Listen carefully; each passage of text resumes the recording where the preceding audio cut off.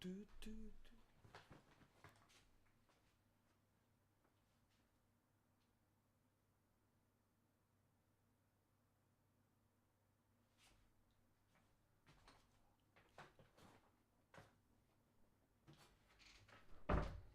What an entrance! Oh my god! I hope that you don't see me like leave on the YouTube video. I don't know. Seems like we're not even live yet on YouTube, but we are. Okay. So yeah, let's hope we will. We will. Yeah, I don't think you. Oh no, you see me stand up. That's really bad. Okay, I should probably change that for next time. But how is everyone doing? Waiting for the chat to come in. If you're watching later, thanks of course for joining.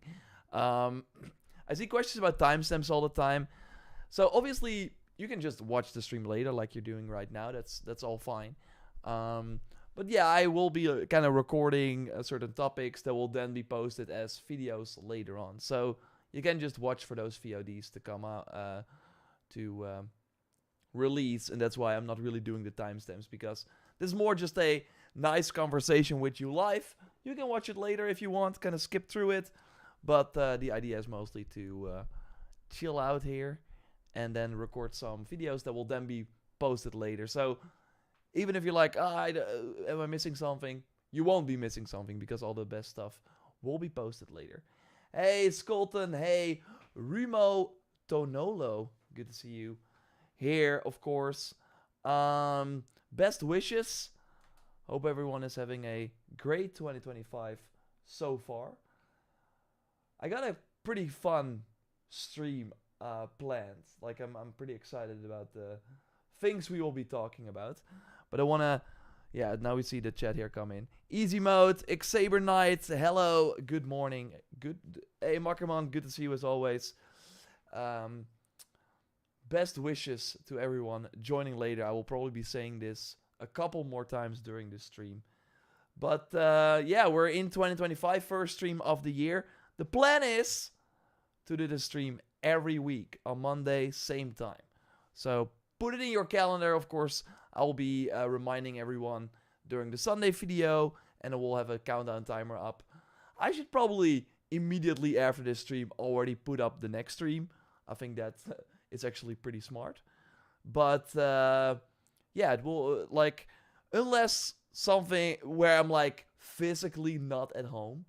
If I'm on like on a holiday trip or on a trip for gaming stuff, then I will not be able to make it. But yeah, we will try to be here. Maybe I will then do it like later in the week. But yeah, the plan overall is, and so far, since I've been back, I think we did not miss a week. So I want to keep that up every Monday here. Yandi saying, your best wish to you and everyone a great 2025. Yes, you as well, man. William is saying, when do you think the pre-orders will drop for Assassin's Creed Shadows on PS5? It's crazy that they are not up yet, because people keep saying how Ubisoft will be, like, Assassin's Creed Shadows is gonna kind of determine the future of Ubisoft to a certain degree. So you wanna, they need to make it as easy as possible for people to give them money, but for some reason they're not doing that, and I don't know. Maybe it's a Sony thing. Because I don't know, and correct me if I'm wrong, if we've ever seen a game be available for pre-order and then go to the wish list and then be back for pre-order. Maybe it's like, it's still kind of wild that they did that. Why not do that? Because when they announced the delay, they immediately announced a new date. Why then not immediately just change the date? Of course, they refunded everyone. That's still crazy that they refunded everyone. But yeah, they had to do it with the new pre-order bonus and stuff. Does no pre-orders yet mean another delay? No. But it is weird. I hope that now that everyone is back at work, starting today, obviously, that they will be like, what? The pre-orders are not up? Red alert. And then they flip a switch. And it's wild. Maybe they will do like a new trailer this week or something, and then the pre-orders It's crazy. I know it's weird, but I don't know.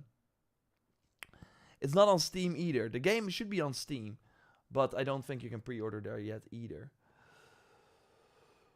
Do you know when we will get a new Assassin's Creed Shadows trailer, says Chris? No, but of course, keep it locked to the channel, because I'll tell you whenever I am able to and whenever I know. People complain about don't forget to pre-order, and then they now complain about pre-order, make it make sense. Omega Infinity, you make a great point, but it's of course different types of people. I think the people that don't mind pre-ordering, they were not like gonna be bothered with the trailer at the end saying pre-order now. So I think it's two different types of people. Insane it isn't, yeah. But yeah. Your blink if the parkour article comes out tomorrow. That's smart. That's smart. All I can say if I knew something is just keep it locked, because obviously I'll be the first to tell you here. And yeah, so make sure you're subscribed with the bell to the JorRaptor channel and the main channel as well, because all the Assassin's Creed content is posting there. And yeah, then you will... Like whenever there's like a new article, it also comes with new gameplay. And when that's available, I will immediately post it all for you to watch. So if you hit the bell notification on JorRaptor, that's where the gameplay will be posting. So then, usually they post at 6 p.m. So if you have that bell on, you will get a notification on your phone or wherever you consume YouTube. And then, yeah, you can click through and then you will be one of the first people to see it. Greetings from Greece. Well, welcome here. We're only 39 days away from Shadows, which is crazy. Feels so close. Yet also still a bit far away. Like, I still need that marketing machine to kind of hype me up, like kind of push me a bit more. Even though I'm already... Like, I'm mostly hyped now because of the excitement I felt for the previous Assassin's Creed games. And then it's like, whoa, it's gonna be another game like Valhalla. And I know, in a sense, that it's gonna be a game where we will get lost in for months, years. And that's exciting to me. Hey Nick, good to see you here as well.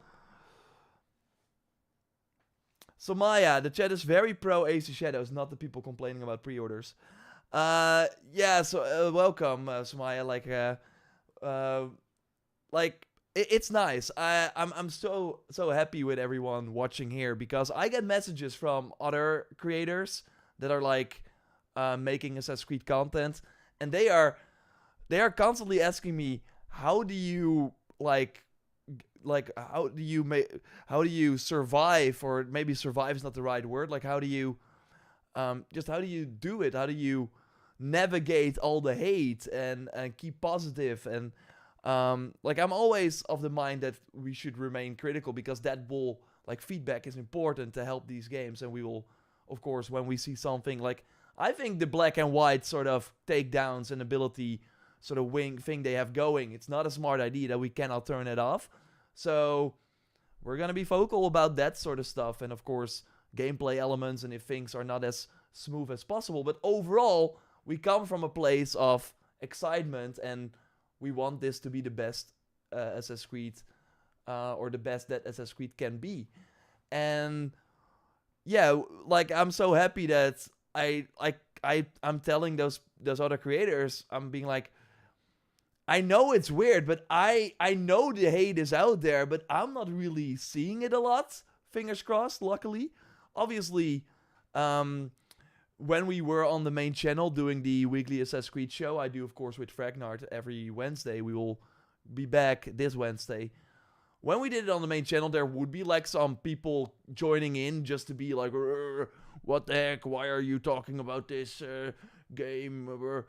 But here and on the JorRaptor channel, everyone is like, okay, I can't wait. When is the new trailer dropping? Well, and that's the people you want to be surrounded with. So thanks to you as well for, obviously you cannot like the game, and I'm like, sure, just don't be angry at people for liking something that you don't like. That's kind of basic human interaction, you would say, but some people forget about that. But it's nice. It's nice that we are here all kind of aligned and are looking. I mean, it's video games. That, like, if we can't even be excited about video games, then what are we doing, right? That's why we're all here, right? Because we're excited. So, speaking of which, of course, during these streams, I love to chat with you, and I will be continue to do that. We have Remo Tonolo saying maybe a state of play with the Shadows trailer. Like, I think we will in January get a direct, an Xbox developer direct, and a state of play, or maybe like first week of February for the state of play. Shadows could totally show up there. I think they were at the PlayStation thing before. Oh no, that was the Xbox thing, I think. Either way, we will totally get... I still think the IGN first, I can totally see them having some Assassin's Creed stuff. I think we will be drowning in the Assassin's Creed stuff in the next few weeks. Like, they're gonna go... Like, again, it feels for some analysts and everyone is saying, this is like so important for Ubisoft. Like, they are gonna spend every last dollar to market this game and get it in people's minds. And so far, what they've been doing by kind of doing this slower approach, or this minimal approach, you could say, they're really letting the game speak for itself by showcasing more polished gameplay. And I think that has been working for them. The moment they started talking about a lot of other things, that is when things went wrong. Here, just look at this gameplay, and hey, these are mechanics that we have in place, the parkour, and this is what they're gonna talk about soon. That's what they should do, and so far that's been great. So let's wait and see what they have planned. But in this stream, I wanna do a couple of things. Usually what we do is kind of look at the Sunday video, of course, the weekly gaming news roundup we do on the main channel every Sunday, and then look at the news. Is there something we can go a bit more in depth on? To be fair, and I'm happy with how that video turned out, but I was obviously kind of like, ooh, it's the first week of January, there's not a lot of news, but there were still some things here and there. There's one topic I want to go a bit more in depth on, and that's the Xbox Series S topic. We actually had a new rumor this week, actually today, that kind of ties into that, and I think it will be a very interesting discussion. So we're going to talk about that. I will have, and that's what I'm really excited about, I will have my 2025 gaming predictions. So I prepared them all. We're going to go I think I have 8 of them in total, and I, of course, want to hear if you, while watching that topic, have like some predictions as well. Of course, drop them in the chat as well, and I might shout them out and use them as well, because that will, of course, just like all the other topics, be a separate video on this channel that you're currently watching on YouTube. If you're watching on Twitch, of course, JorRaptor React is the channel. Go there. So that will be one topic.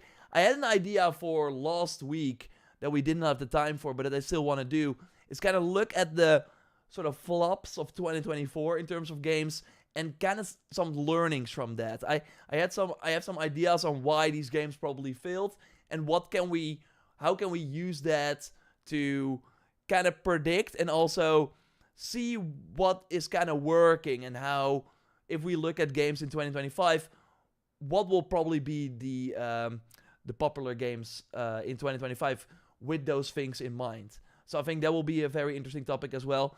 Then, if we still have time, there was people in the Discord, or actually a one person. Let me get the... let's see. I only see A in the freaking Discord. I'm like a Discord boomer. I rarely use it, and I should use it way more, because we have lovely people in the Discord, but there are just too many things for me to kind of worry about. And so yeah, I only see that the name starts with an A, and I don't know why I can't see the rest. So again, boomer alert. But they shared an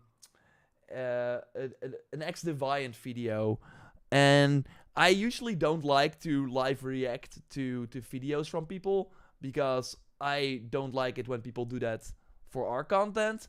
It's like you basically kill the video. These videos are 4 weeks old and 3 weeks old though, and I still have to I just want to they have some extra information on why X Deviant failed and stuff, and I think that could be interesting to watch together. And if we still have time, I want to look at the Where Winds Meet Chinese gameplay. Because, yeah, that game has been out, and people have been playing it, so we can probably learn some things about the game from that video. So, I want to start with the predictions. I think that's what I'm really excited about. So we're gonna start with the predictions. And yeah, we were of course already talking about shadows, and that's what where we're gonna start.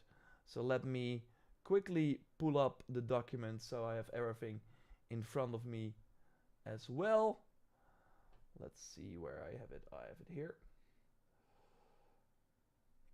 And then we're gonna go. Of course, again, I will be mostly talking a lot. I mean, that's the point of this stream. But I mean, in a way where you can like keep typing things in the chat, of course, discuss things together. But I will, at the end of this, be kind of looking at your predictions. So I'm kind of be scrolling through the chat. Scott, that's good to see you here as well. Thanks everyone for joining, and best wishes, of course, for 2025. If you're joining later and miss me saying that the first time. So, if we go here, let's just... I'm not gonna start with that one. I think I will start with... Ooh, we have so many good... We have so much good stuff.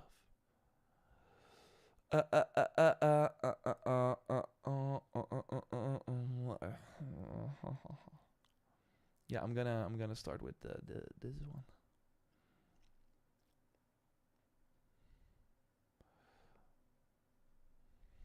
Okay, is everyone ready? Because then we're gonna start. And Happy New Year, everyone who's just joining, of course. Now let's get into topic number 1. 2025 is going to be one of the biggest gaming years ever. And I got some predictions for things that will happen. Some are good things, some are bad things. Some big games will be announced. Will they be successful? Will some games come to other There's a ton to go over. Let's start with the first one. And I want to talk a bit about Mafia: The Old Country. Of course, we got this trailer during the Game Awards. And kind of one of the things they've been like kind of saying a lot is, yo, don't expect levels of open world in Mafia: The Old Country. Like, it's going to be more like Mafia 2. And I still think it will be a great game. I think it will be fine. But I think one of the headlines will be, when Mafia comes out, you can finish it in 6-7 hours. I really think this is going to be a relatively short game, and I have a good reason to think that. So again, it's not going to be open world. It's going to be way more linear. And if we look at Mafia 2, we see that it was 12 hours to beat, 16 hours with the side content. Again, I think this is going to be... Like, there will be headlines saying it's only 6 to 7 hours.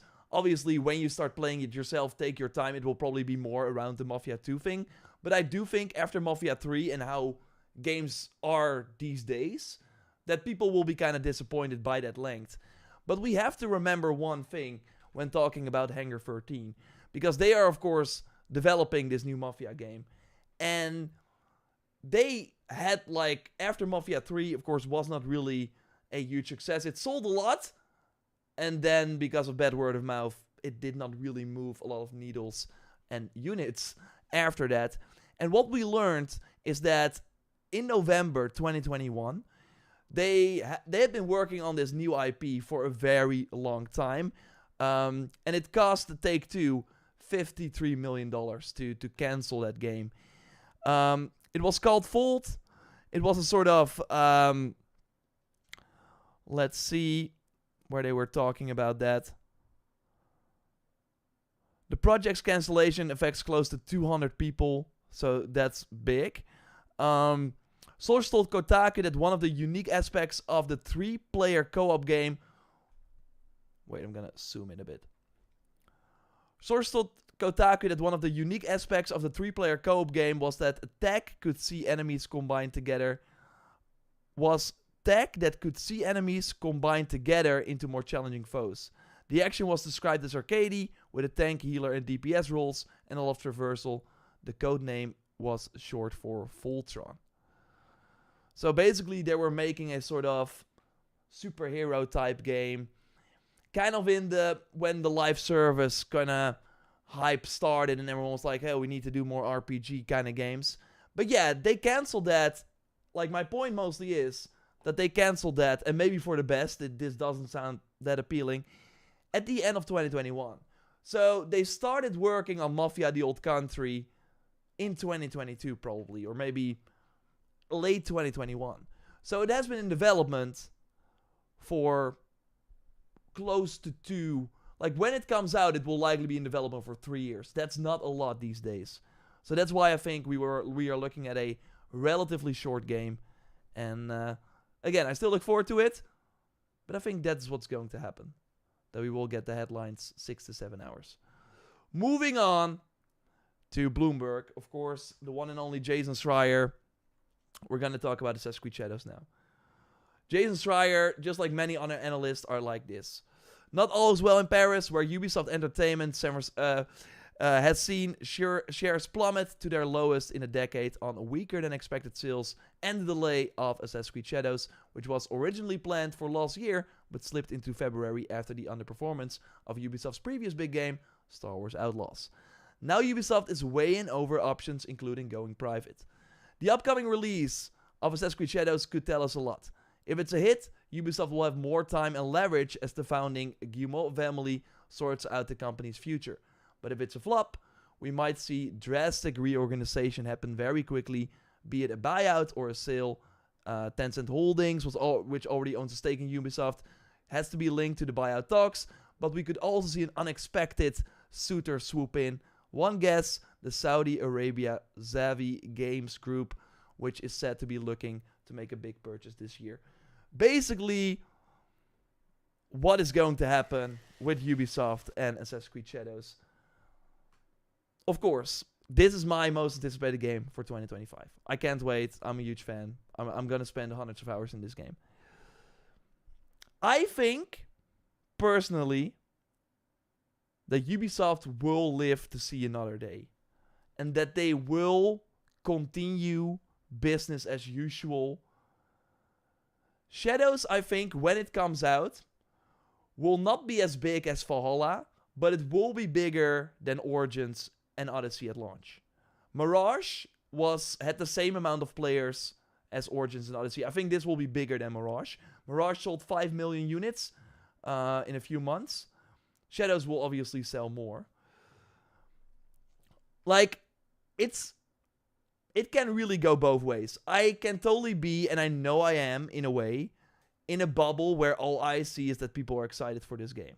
I know that.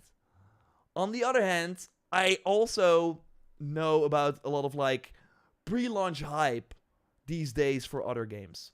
And what I see is that the pre-launch hype, like, for example, this video that I posted on my second channel, JorRaptor, has 150k views. For gameplay on a pre-launch game, that's good. That's really, really good. Usually people get hyped for a game closer to release. So I think there are a lot of people that are going to buy this game. It's going to be more successful than a lot of people are thinking, looking at the sort of headlines. So I think when this game comes out, it will not be as big as Valhalla, but it will have a good word of mouth. It will continue to sell well. It will not die down as fast as maybe other titles. I mean, Odyssey was also a slow start, and then it kind of just kept going. It's the second most successful Assassin's Creed game after Valhalla. But I do think Ubisoft, there will be changes inside Ubisoft for sure.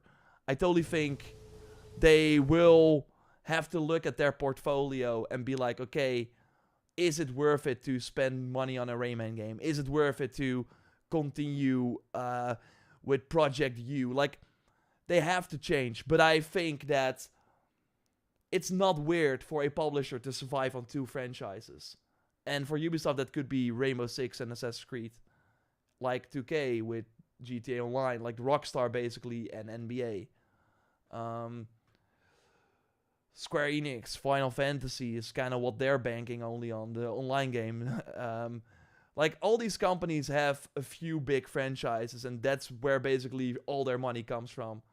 And yeah, Ubisoft is in a bad period, but they also have not launched a big Assassin's Creed like this since Valhalla. So again, maybe I'm in a bubble. Obviously, I kind of know I am. I'm surrounded by people that, like me, are interested in the game. But I think Ubisoft will be fine.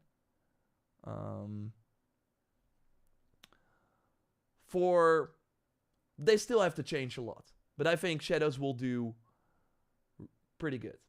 I don't think this will cause them to change a lot.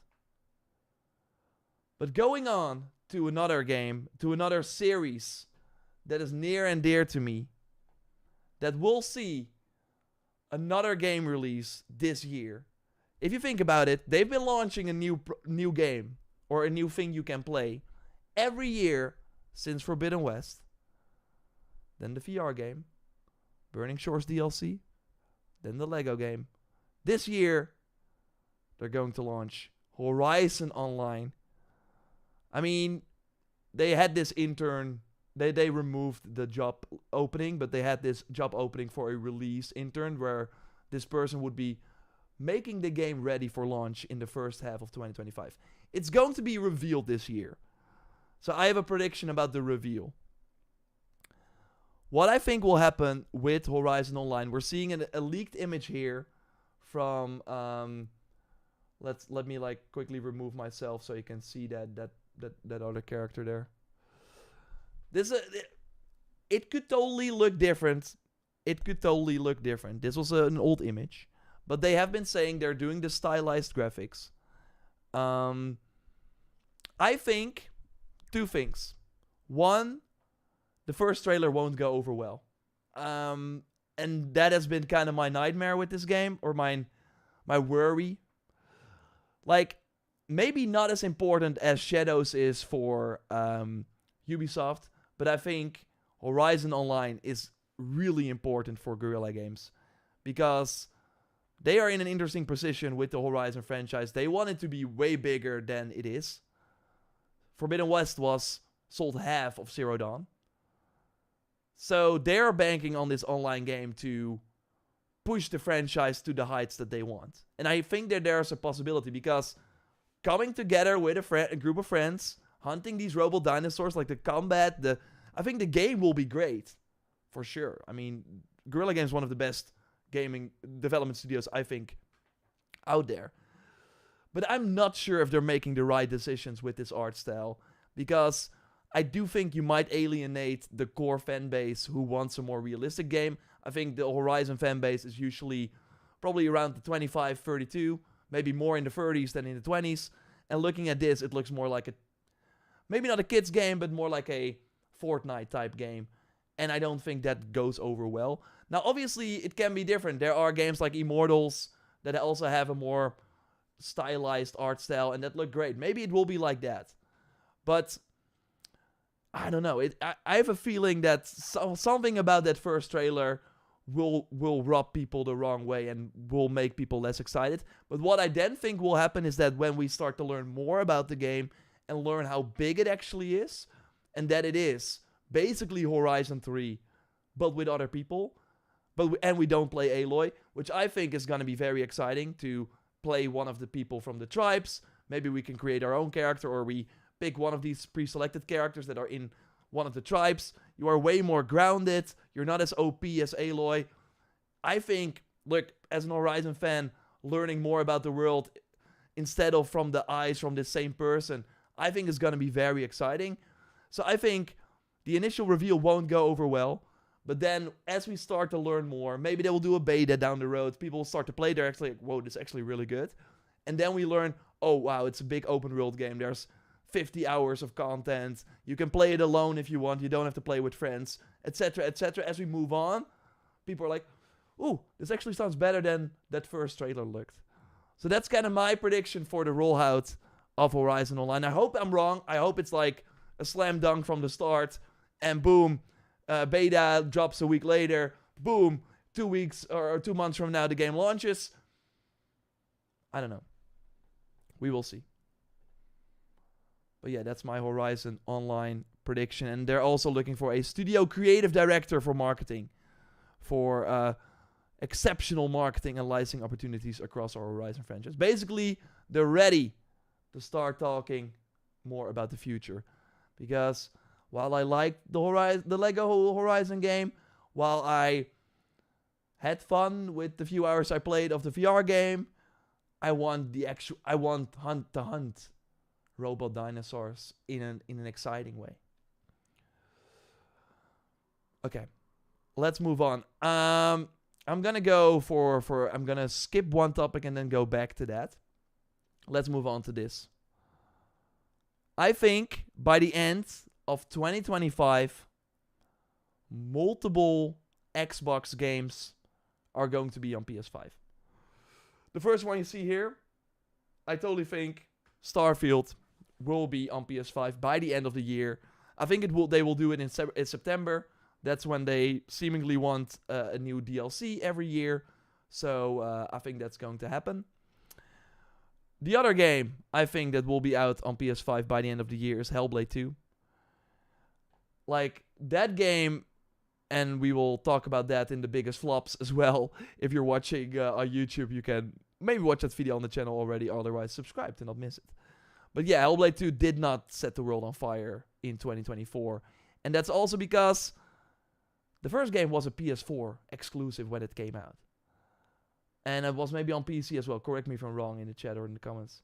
But yeah, people did not show up for this game. Obviously, it was on Game Pass as well, and it's like a 5-hour game, so why would you buy it? There's really no reason to. But yeah, I think they will try to get a second life on PS5, but I don't think a lot of people will show up for it. Maybe they will. I hope for the best, of course, because it is a talented studio. But yeah, Forza Horizon 5 will also be on PS5 by the end of 2025. This is gonna be huge, I think. This is gonna be Sea of Thieves levels huge. This game is amazing. I'm not a huge racing fan, but like even I like this, and it's of course like one of the biggest Xbox Series X and S games. And there were rumors actually about this coming to PlayStation already, but I think it will happen. Like, they will probably announce it and then it will be out in like a few weeks. And the final one is Avowed. That's of course coming in February to PC and Xbox, but I think it will come to PlayStation before the end of the year as well. Because Outer Worlds 2 is of course also from Obsidian, and that's coming day one to PlayStation. Obviously, Outer Worlds 1 was on PlayStation already. And yeah, they do like to kind of keep that going. But I think Avowed will make its way over as well after its launch on Xbox. And I kind of worry because it's of course coming out. Oh, they still have the 2024 in this trailer. It's of course coming out like it's being sandwiched between Shadows and Kingdom Come Deliverance 2. There are a lot of people that are talking a lot of good stuff about it, but I think people will go for other games first. So then having that second wave on PS5 as well, I think will do the game favors. It looks awesome. I want to play it as well, but again, I will be in Japan or I will be playing Kingdom Come. Let's go to another kind of sad prediction I have. And again, if you have predictions, drop it in the comments or in the chat, and I will shout them out if you're watching live here as well in a moment. I fear the worst for Donut. Donut has a special place in my heart. They're, of course, the developers of Remember Me. Remember that? It's an old game. I kind of liked it. Maybe I can look up some gameplay. Let's quickly do that. That's cool. It was not like an amazing game or something. But I love the sort of futuristic vibe that they had going.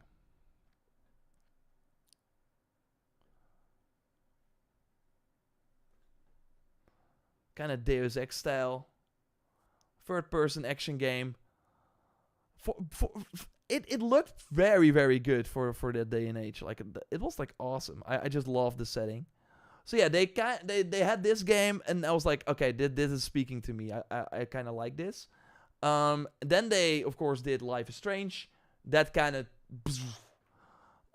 put them on the map. They made a ton of money from Life is Strange, and then they did Vampire, an action RPG, of course, with very impactful choices. So yeah, you could like choose to eat the person and then become stronger, and you were like fighting a plague. I played that game. It wasn't really for me. I could not really get into the setting myself, but I know a lot of people loved it. But it had some very interesting mechanics where I think you could like kill everyone in the game and then break quests and stuff. But after that, they've been kind of struggling. If we go over to their Wikipedia, here, Vampire, Life is Strange 2 was not as big as the first one. Obviously, a different studio, Deck 13, did Life is Strange Before the Storm, which was a prequel to Life is Strange with those characters. That was really cool. Life is Strange 2, when it came out, I just didn't hear great things about it, so I peaced out. I did not play it. I think these games were also really, like, nobody... I don't even know what these games are. I heard bad things, I think, about this one. But I don't even know. Again, so they kind of like... Then they had Jusant. I think they published that, but it seems like they developed that too, which was like the climbing game. But yeah, the big one was last year, around this time last year, Banishers Goes to New Eden. I even bought the collector's edition for that game. I really liked it. I thought they did some very interesting stuff, like the side missions were very important in that game because of the overall narrative. Totally check my video out on the main channel if you are curious about the game. If you can get it for like a $10-20, I think it's worth it. It's like a fun, like kind of God of War-esque type game, but obviously not as like polished and not as like high budget. But yeah, if we go to this article from IGN that you already saw here, basically they laid off 69 workers because the announcement comes as with the company's financial result for the first half of the year today. So this was in October 2024, which showed an 11% year-over-year decline in operating revenue. And that is insane because during this time, they launched both Banishers Goes to New Eden and Jusant. So both games just did not do well for them, and that caused them to already lay off some people. But if you then look ahead at what they have, again, if we quickly go to the Wikipedia, we see Lost Records, Bloom and Rage. That is their next game, and let's see, I have a trailer right here. So this is basically another spiritual successor to Life is Strange. Like, I am interested in it. I like the art style. It looks great. And I'm curious to see what they do with it. But I don't know. Nobody is talking about this. I looked at their Twitter account. They have like 12k followers, which is not bad. But it's like, it feels like these types of games just don't hit the same note anymore. When Life is Strange came out, it was kind of new in what it did. It was very interesting. And this just feels like, sure, it could be very interesting, could be cool, but we've kind of seen that already. So I'm not sure if this is going to be their savior. And they're launching this in February, like the first episode, like the first half, and then the second half in March. So I don't know, man. They're banking basically their future kind of on this because the next game they have after this is very far away. So that's kind of where my prediction comes from. I'm just like kind of worried about them. I don't know if not. Maybe they will survive 2025, but I think it won't look pretty for them, sadly, in the new year, unless they can get some funding. And like they're in a very tough spot because they don't have this franchise they can just rely on and keep working on while thinking of new IP. No, they had Life is Strange, and Life is Strange is also not as big as it was. And obviously they're not working on that anymore. So I just don't see this being that big. But yeah, that's kind of my set prediction regarding Donut. Let's see, we have two more predictions, I think. But let's quickly look here. That would be sad. Yeah, for sure, easy mode. I agree. I thought this game was big with the girls. Maybe it is. Like, I hope Bloom and Rage is like... Is like... I hope it gets like 9s and 10s. Because that's what it needs. It needs to turn heads. It can't be a 7-8 game where it's like... Yeah, it really did a lot of great stuff. And yeah, it was a great time. No, it has to be... And that's kind of like the nature of the industry, of course, right now. Where it's like... There's so much competition. And it's not even games. Like... Netflix and HBO is like dropping big shows and all these companies are fighting for your attention. You can't be like an 8 anymore. You have to, especially if you are not a game that people otherwise would look forward to. Like, I think Assassin's Creed Shadows could still be like fine with it being an 8. But like maybe Assassin's Creed Shadows is not the best example. Like Monster Hunter Wilds. If that is an 8, people don't care. They will show up anyways. But like some games like Lost Records, they have to blow up because otherwise people will just forget about it. Like I totally think that more than half of the people watching this didn't even know that game existed. Delta had a similar fate, not looking good for Donut. I agree. What about Monster Hunter Wilds, or is that also a flop? Monster Hunter Wilds is gonna be one of the biggest games of 2025. All I'm saying is that reviews don't really matter for that game. People will make up their own minds. They already know they want the game. I'm saying that games that don't have that luxury, they need 9s to be 9s. Like, I'm just curious about it because I have like some love for Donut, and I want them to succeed. Again, I like Banishers a lot, so it kind of sucks to see that didn't work out for them. They were really banking on that game, but that game just, it had some cool ideas, but it just did not, it was, if you compare it to other games that are doing the same thing, it just wasn't good enough. So, you have to really be you have to give people a different type of experience so they can't really be compared to the God of Wars, the big budget titles. Yeah, you have to give people a really different type of thing for them to kind of care, sadly. Because that's, of course, like, that was with Banishers, that was for me and maybe we've already moved past that point, but at one point people were like, we don't want all the live service games, we don't want all the multiplayer games. Of course, that's still the case, but it feels like the balance is better right now. But previously, felt like all those studios that first made single-player games are shifting to live service games. And then everyone was like, I want single-player games, I want single-player games. And in the case of a Banisher, it releases and nobody buys it. And we've seen that just too often, where people say one thing, and then there is a company that gives them the thing they say they want, and then they don't show up. So yeah. Of course, with Banishers, maybe there were a lot of other things, and I'm not saying that, like, it's still, like, a lot of money to buy a game on a new IP, and you hear, like, it's, like, great, but how good is it? There's no demo for it. So I get that it's a tough sell in some cases, but let's move on with the other two predictions. And again, line your predictions up. I want to hear your 2025 predictions as well, so line them up. Let's move on to, I think it's 7. Let me quickly count. 1, 2, 3, 4, 5. No, we're at 6. Prediction number 6. I have 3 more. This is Greedfall 2. Maybe you remember that. It launched in early access in 2024. And that did not go over well. So, obviously, I liked the first game a lot. And they were great. Why are we looking at, like, this still image? And it was like an action RPG. It came out at a great time where people were kind of hungry for a new game. I loved the setting, and it was surprisingly great. So now they're making a sequel that is a prequel. So they're calling it Greedfall 2. It takes place before Greedfall 1, and it completely changes the combat. And yeah, it's just not going over well. Wait, I need to...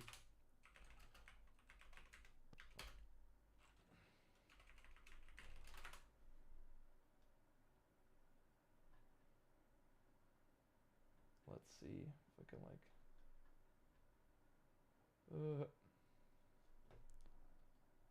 So this is the Steam charts. Let's see, can we go to... Oh yeah. The peak was 375. Yeah, that's not a lot. So they were kind of... They probably were inspired by Baldur's Gate, and they were like, we can do that too. Let's do a early access, and then, yeah, get feedback, and then keep working on the game and release the game in parts. And then when it's finished, we sell it. Well, as you can see, not a lot of people bought into it. The estimated, I think these are very generous. It's probably around the 10k that people bought it. And that's not a lot for a game like this. Now, obviously, it's still in development, so otherwise they would have never gotten money. But the core issue is that it's just, I don't know how you can call it Greedfall 2, but basically make a completely different game that happens to be in the same setting. And that's what they're doing. And there are totally some great ideas here, like the choices and the impact is still, yeah, pretty well done. I still think the setting is very unique, so that's really cool, but this combat, this Dragon Age Origins combat, it's just not what people that like action-focused combat want. I do think there are more people that like the strategic gameplay that don't mind the action combat versus the other way around. So if it was first a Dragon Age Origins style game and then they did the Dragon Age 2 thing where it was action-focused combat, I don't think there would be that much of an issue. But going from action-based to, yeah, more strategic, where you pause the game and, yeah, basically don't really control a character anymore, it just doesn't work. So basically my prediction is they will completely rework this game because it's clearly not working what they're doing now. So I think they will rework the combat, and that will be like one of their big reveals, where maybe at Summer Game Fest they're like, we heard your feedback, and yeah, this is clearly not working. So yeah, they're going to go back to... So it's probably going to be the same game, but they will go back to the gameplay that people actually want to play, and then hopefully more people will show up. And obviously they do have the like, it's only on PC right now, so people on PlayStation and Xbox, they don't have the they were not like marketed to yet. They might not even know this game exists, so they totally have a second chance. But I do think, and they must listen to the feedback, that this is not what people want. And yeah, it's an interesting example of how early access might actually not work. Because I do think if they, yeah, just didn't do early access and came out with like a game that people actually wanted. Like, that's interesting about this developer. They always make new IPs. This is the first time I think they're making a sequel. But they always want to do something different. So they were making a sequel, but they still wanted to do something different. And that's just not possible. You have to pick and choose. So again, I think Greedfall 2, big announcement this year. The combat will be action focused. Then, let's do... let's see. GTA. And maybe when you see this, you're like, okay, what is he going to talk about? Well, GTA is actually part of an announcement, or of a prediction that's with multiple games. I think certain games will just not hit 2025, and I think GTA 6 will not launch in 2025. Yeah, we of course did not get a trailer in 2024. I don't think that's saying too much. There could be many reasons for it, but I think it's Rockstar. I've showed you this in previous videos before. This Reddit post where they showed how every Rockstar game is delayed. GTA 6 probably has already been delayed many times, but yeah, 2025 is the official year. Of course, they said we now know it's at the end of the year. So basically, if something happens that they do not foresee, it moves. Because they're already at the final point of the year that they can probably hit. And they are not in a rush. GTA Online is still doing really well for them. It's actually like it's improving. Like there are more people playing it also because of the hype, of course, for GTA 6. The GTA 5 is still selling 5 million units every quarter. for Take-Two. They are not in a rush at all. So if they see something they can improve, because if this game is not exceeding people's expectations, that would be bad. That would be really bad, and they have no intention to do that. So I just don't see it happen. I just don't see it happen this year. And that will be a very interesting moment, I think, this year, where they will keep this release date for a long time, but then probably in September, October, they're like, sorry everyone, it's not gonna work. We're launching, and then they will have a direct date. They will say March 2026. That's what the new date. And then all the other games that were planning to go live in 2025 will be like, oh, by the way, we are in October, we are in November, because then they can breathe because GTA is out. So I think that's gonna happen. GTA 6 won't be out in 2025, but there are more games that won't be out in 2025. This pains me to say, but I think Crimson Desert will not launch in 2025. Main reason is this. Coming late 2025, basically, just like with GTA, if something happens, like late 2025 to me says December, right? Otherwise, you will say fall or holiday. No, it's late 2025. This is like, if anything happens, boom, pushed. And also this game looks, as you know, insane. Super, super ambitious. There's so much going on in this game. And I also think they don't need to rush it. They have Black Desert Online. I think that's still chugging along. They're not in a hurry to rush this game. And I think it has the potential to be massive. 10 million easily sold. So this looks just so awesome. But yeah. And I'm like overall saying this. I don't mind these games getting pushed, by the way, because it's already gonna be crazy 2025.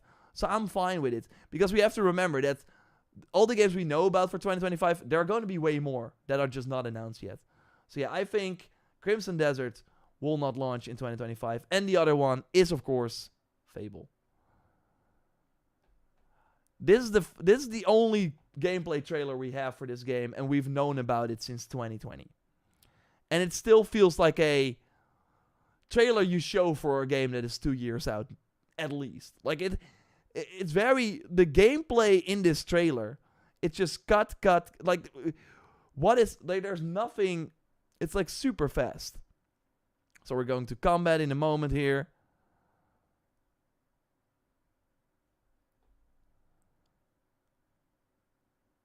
It's all like few seconds and then moved on. And that's it. Boom. Okay. I'm really excited for this game. I want it to be great, especially this shot. Looks insane to me. I can see this work. I can see this totally, this is going to be amazing. But yeah, I don't think it's going to launch in 2025.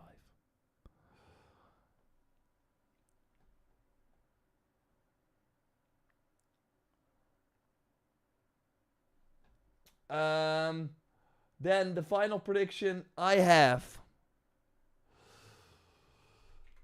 is one that I'm gonna do a poll for as well for you. So Wesley, if you're getting ready, let's. I think Death Stranding 2. People will watch the game way more than they will buy it. I really think Death Stranding 2 will sell 50% less than the first game in the launch week. That will be like a headline. I want to be wrong because I like what Kojima does. I think the game, you can see, it looks like quality. It looks like way better than the first game. But I just don't see people give this game more money if they did not like the first one. And I think half of the people that bought in on the first game, they tried it, and they just did not even get past the first 10 hours. So, I think, again, the trailers will drop. People will be, like, very excited. People will post a full video with, like, the movie of, like, all the cutscenes. But people will just not buy this game. So, let's do a poll. Are you gonna buy Death Stranding 2? What's a better poll? if you played Death Stranding 1, I wanna have, if you played Death Stranding 1, are you gonna buy Death Stranding 2? And I don't need to know if you finished it or anything, but if you touched it, you touched Death Stranding 1, are you going to buy Death Stranding 2? And it doesn't count if you're gonna get it later on a sale or if you're gonna wait for it to come to PlayStation Plus. No, are you gonna buy Death Stranding 2 full price? If you played Death Stranding 1, are you going to buy Death Stranding 2? Yes, no. Very easy poll. Let's see what happens.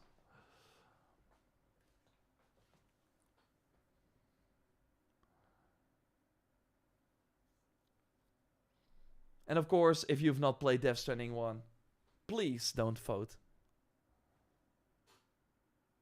But yeah, we're already seeing what I'm saying here. And it's even worse. It's even worse than I thought.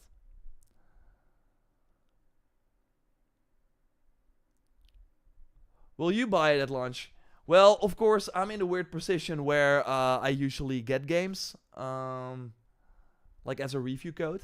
I would not have bought it if I did not get a review code. I'm still not sure if I'm gonna play it.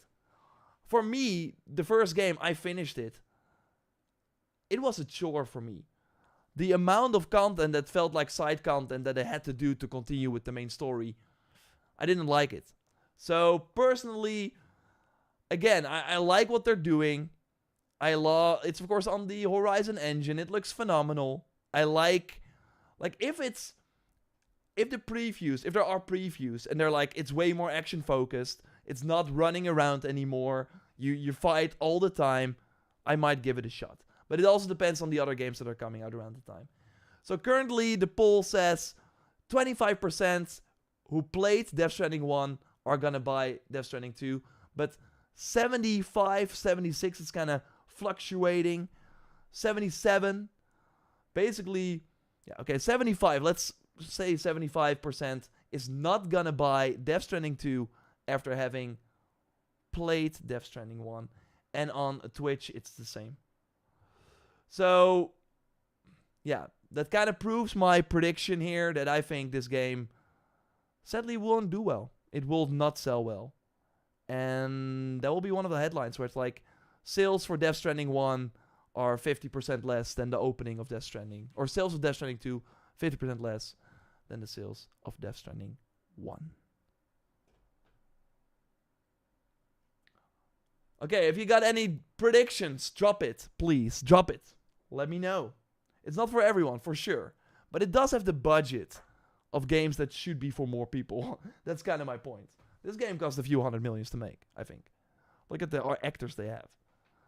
So yeah, they need to make that money back. Gotta be Trophy Hunter buying that game at all. Yeah, Robo Whistle, I think we do.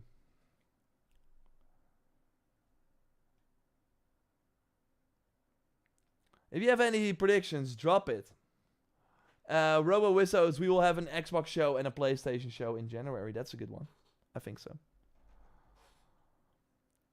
My Metacritic prediction for Death Stranding 2, Paradox, I think it will probably be great. I think it will be a 90. But I don't think it will matter. I don't think it will matter.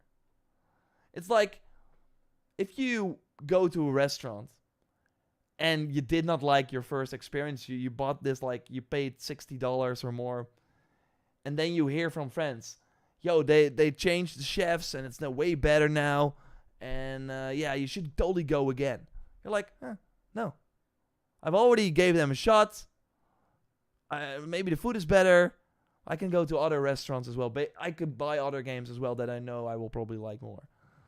So, I don't think it's going to be great. Trailer for Bioshock 4 and a Judas release date. Yeah, for sure.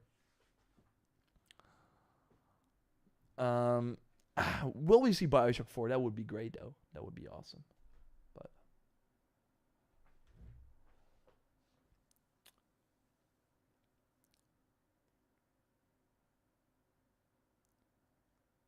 I don't think it will appeal to most people, no. The Wow van der Kroft says, prediction, we will all be dead by the time GTA 7 releases. Damn. We're only doing 2025 predictions, but I can see that. I predict we see remakes this year from Ubisoft, such as Prince of Persia and Splinter Cell.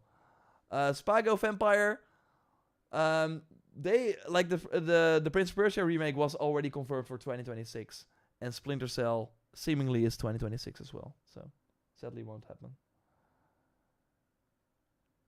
I think Ubisoft needs that senior marketing role instead of Guerrilla Games. Yeah, let's see what they do with Assassin's Creed. And I saw some people like, is Assassin's Creed delayed again? No, of course not. Don't worry. Will AC Black Flag come this year? Yeah, it seems like that, X-Saber Knight. Seems like that. Easy Mode is saying an announcement that Ubisoft is working on the next Watch Dogs. I think that's more like a wishful, hopeful dream instead of a prediction. But I hope it's true, but I don't see them. Like, they have other things to worry about than go back to this series that has not made a lot of money for them. Fallout 3 remastered this year, that would be sick. It's wild to me that they did not have a Fallout 3 remaster or a New Vegas remaster around the Fallout show. Wild to me. When we will get more information about Hexay next year, Drobna. Probably in May 2026. Month and a half for Shadows. Yes, Puppet. Loco Puppet. That's right. Oh, let's go. But I mean trailers, sorry. I didn't know Splinter Cell was... Yeah, we might see. But Ubisoft usually, when they have like 2026 games or games that launch, they usually announce things in June that will be out very, very quickly. But maybe they always like to do at the end of a show a like tease for the future. And maybe that could be Splinter Cell. That would be cool, like a gameplay walkthrough of the Splinter Cell remake. Yeah, that's been quiet for some time, for sure.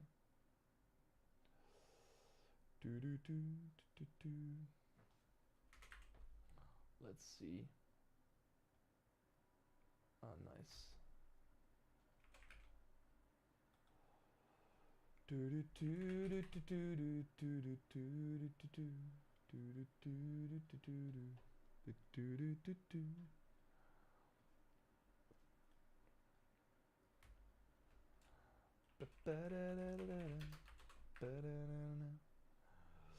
Okay. We're already 1 hour into the stream and we only did one topic. That's crazy. Martin is saying, what's the best armor in Black Myth Wukong? That's the demon armor. Go to the YouTube channel, main channel, man. And type in Black Myth Wukong best armor. I'm sure you will find it.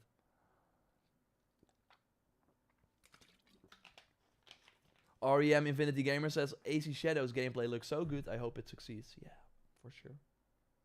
Me too. And I think it will. That's one of the predictions. Okay. Let's continue. Because we got more to go over. That was a fun... I hope you like that. I like that. I love doing predictions. And... maybe I'm a bit full of myself. But I think I nailed them all. I think I nailed them all. We will, of course... look at it next year around this time to see if I was right or if I was wrong.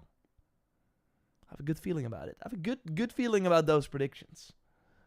So, hope you enjoyed that. Let's now go to Xbox. Well, hello, I'm Phil Spencer.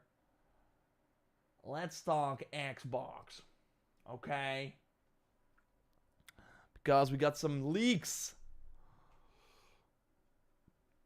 Thanks to everyone who voted on the poll for Death Stranding. Because, yeah. That's totally something. That's totally something. Whoopie-doopoo.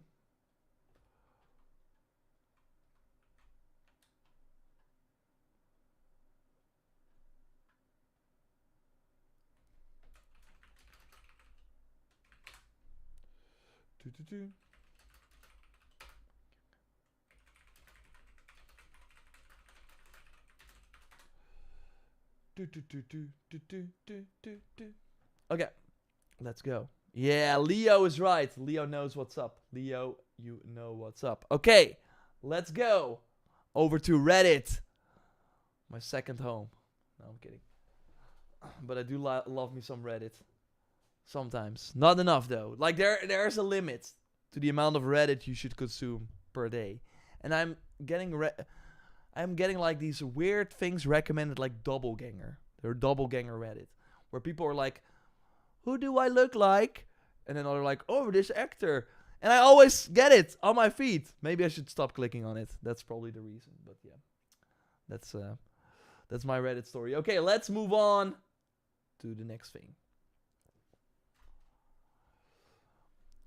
Ghost of Hope says Xbox next console comes in 2026. And I think there are many reasons to believe that this is true. So let's go over it. First, let's look at the Reddit post. I'm hearing that the next Xbox console is still coming in 2026, and it will be called Xbox Prime. That's a cool name. Still unclear if it's a code name or the actual name. I hope it's the actual name. I've heard in Infinity Ward's next cut is still being considered a day one release for this, which is kind of wild that they, of course, can now have like a Call of Duty launch game. So that's kind of cool. That's kind of cool. It, of course, did not work out with Halo, but with Call of Duty, you know, every year there's going to be one. So you can't go wrong with Call of Duty as a launch game. I know people don't believe it, but Xbox next console being in 2026 is pretty much an open secret within the industry. Some early, but I think it makes sense with where Xbox is headed. Name sounds corny, but it fits if there's a big push for day one games on Game Pass right away and they get the jump on PS6. Big risk, but huge rewards if it pays off. I asked Jess for corroboration on this a few weeks ago, and he did not have the sources to corroborate it or debunk it. Jess, of course, from Windows Central.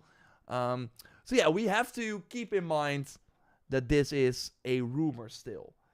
But I'm going to tell you why I think this is the right move for Xbox. And let's not forget, last year, during the podcast they did where they announced the games that were coming to PlayStation, Sea of Thieves, Hi-Fi Rush, Grounded, and Pentiment, that they said that they were all like, don't worry, we're not like stopping with hardware, we're still making consoles, and the next one, you want to see that. Of course, business talk, marketing speak.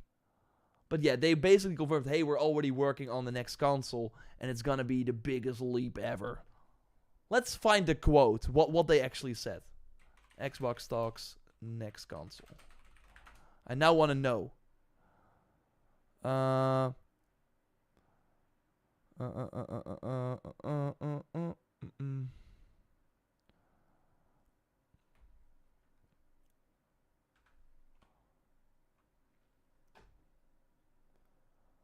Xbox officially teases next-gen console, promises major generational leap. So this was in February 2024. Well, if we look at it, why I think this makes a lot of sense. Obviously, we kind of know, we don't have the official numbers from the Xbox side. We know the PlayStation 5 numbers, they're very good. And it seems that the Xbox Series X and S combined are like at half of what the PS5 is, which is not great. And it's only gonna get worse because Xbox is not selling a lot. Even the Switch, the age-old Switch, is selling more during the holiday season than the Xbox. Even when Xbox has Indiana Jones, Call of Duty on Game Pass, it doesn't matter. People are not buying the new Xbox as much as Microsoft wants. Of course, the fact that they are dropping all their games to PlayStation is not helping, but they are doing that because nobody's buying an Xbox. It's a whole circle. But if they are like, yo, the next generation starts in 2026 and we have the first next-gen console, that's gonna be insane because then third-party games will look better, will run better, will be better on Xbox. And we know from Sony basically, they've been calling 2024 the halfway point of the year, right? So, and they just launched the PS5 Pro. They're not gonna launch the PS6 in 2026, which means that Xbox will be the first. And there are quite a lot of people, myself included, that will be like, okay, so my game can look and run better on the new Xbox. Then I want to get the new... Right now, there's no reason for me to turn on the Series X. I have a great PC, and I have a PS5. I love my PS5. I prefer that more than the Xbox. But yeah, there's... Like, I only turn it on for... Yeah, I don't know, for Starfield, because I do prefer, like, playing on Xbox a bit more than on PC. But there was another good reason. If they have the best console out there, for me, that would be a reason to look at Xbox again, play more on there. Obviously, it's a small audience, but that is more than what they have now. Right now, they have no benefit, apart from Game Pass, but they had that since the start of this generation, and it's not helping them at all. So I think them starting the new generation early is smart. But it also means something else. It means, and I think people are not kind of thinking about this yet, but it means that basically they're saying you can stop supporting the Series S. Because if they have the next Xbox, then you would think that publishers can stop supporting the Series S, right? Because Microsoft has already moved on. You can just use the Xbox Prime, and maybe launch it on Series X as well. And it might be, like, there are two ways to approach this. On one hand, that's great, because we know for a fact Black Myth Wukong, it's delayed. It's not coming to Xbox because of the Series S. That is what the director is saying. So, if you bought a Series X, you paid the same amount of money as people on PS5. But because Microsoft decided that there's a cheaper option for people, which I think is great, like, let more people enjoy games, that's great. But not if it's holding back people that did buy the premium price, but now cannot enjoy their premium product because of this other console that Microsoft wants parity with. Because if you want to launch a game on Xbox Series, it has to work on both systems. And yeah, we know with Black Myth Wukong, this means, I mean, Wukong can probably run fine on Series X. I mean, of course, like, they did improve it over time. PS5 at launch was not that great, but it's now way better. Series X would have been the same. So they probably could have made it work on Series X. Wukong would be out on Xbox, but the Series S is delaying it. So if you bought the Series X, you were like, what the heck? Why am I getting punished for the Microsoft choosing to go with a weaker system? And of course, in 2023, the other, like, Wukong was the biggest game of 2024 in terms of popularity. Baldur's Gate 3 was the game of the year, the biggest game of 2023. That also is not on Xbox at launch because the technical issues with the Series S. This was for the split screen. I think at one point, because it's of course now on Xbox, they dropped the split screen requirement. So that was like the first time where Microsoft was like, okay, there can be differences between the two versions. But what I think might happen if they are moving to this Xbox Prime console is that they can basically drop that sort of thing where they say, yo, everything has to be on Series S. I do think it's going to be a fascinating situation, and let me know in the comments and in the chat as well. Do you think people that bought a Series S will feel cheated on? If Microsoft is basically like, yo, we are moving on. Series S is over. So when you bought the Series S, you thought, okay, I'm going to be throughout this whole generation similar to the PS5, but I'm entering for $200 cheaper.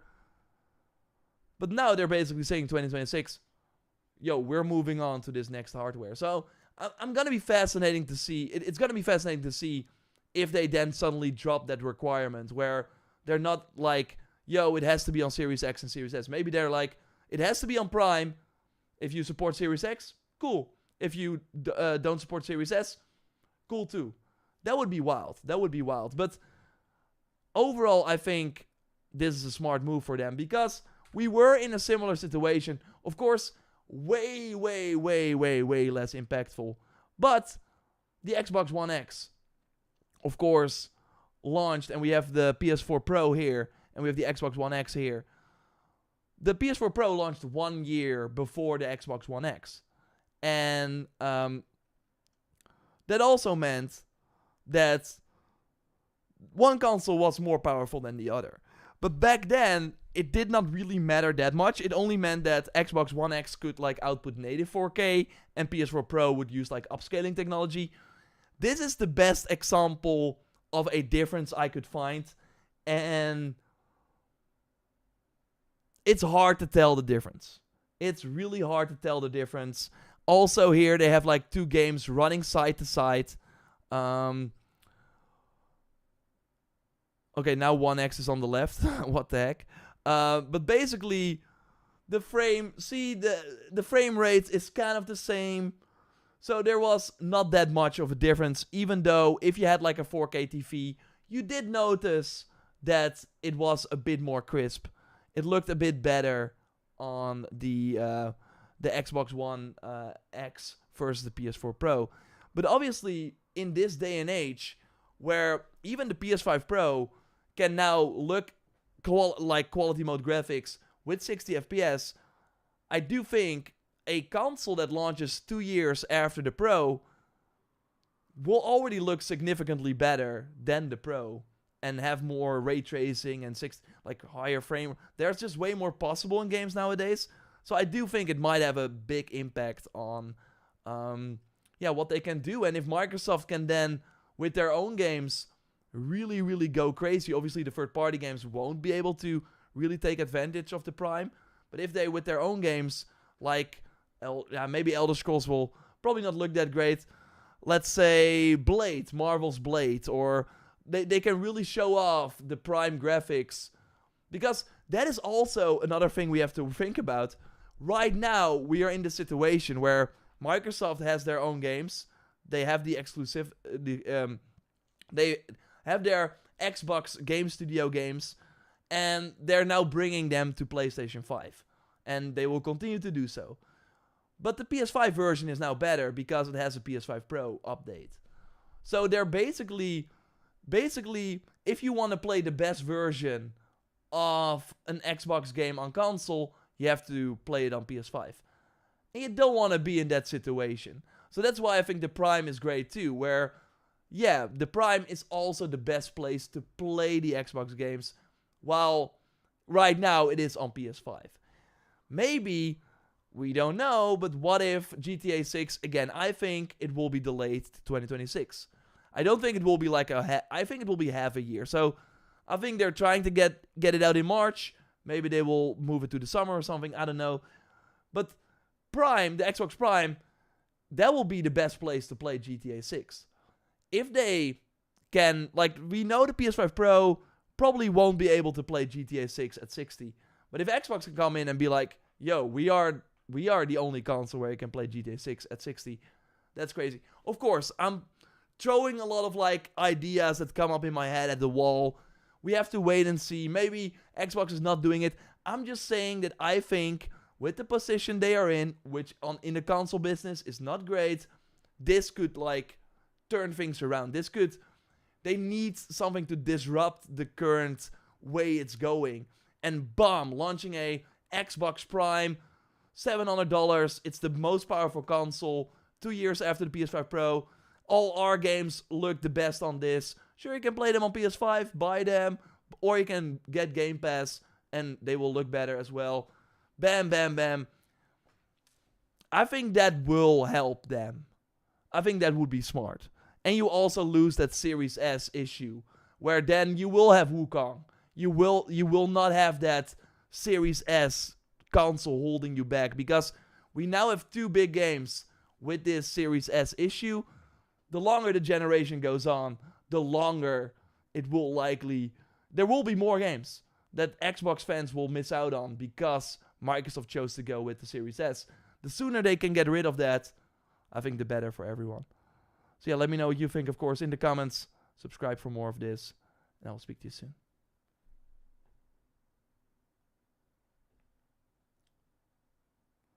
They have Steam and Epic too, your free multiplayer. What do you mean, Bash video editor? Like the PC gamers? I have no idea why would anyone get an Xbox. Sure, I get it too, but if that is the best power, like, they need something to differentiate themselves. And being the most powerful console is something they can do. And that would work in some ways. If you have Elder Scrolls 6, it's only 60 FPS on Xbox Prime and not on PS5. That is a win. Like, they need wins like that because they cannot beat Sony on the games. So, this is a way they can win.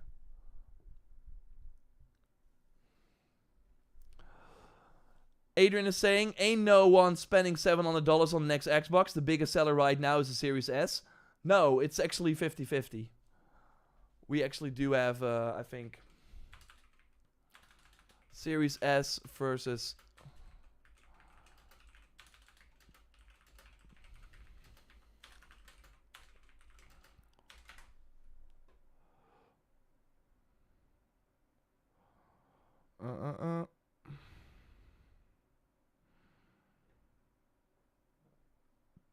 I don't think we have actual numbers.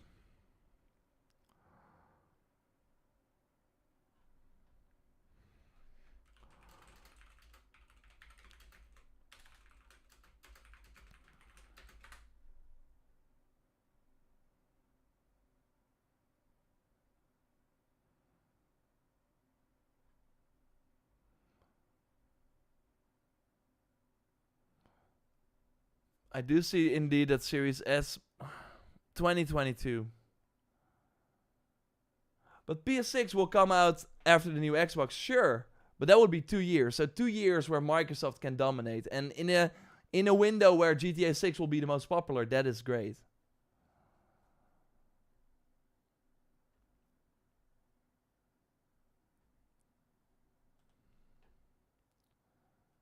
Yeah, I would rather buy all the disc drives for $700. I get that.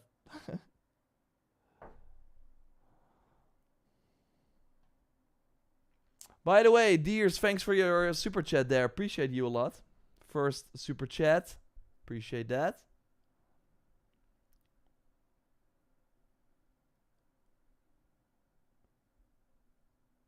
True King had some audio issues, but glad that's resolved. PS6 will make you buy a disc controller manually all separately. Yeah, I'm kind of afraid that this PS6 will launch without a disc drive.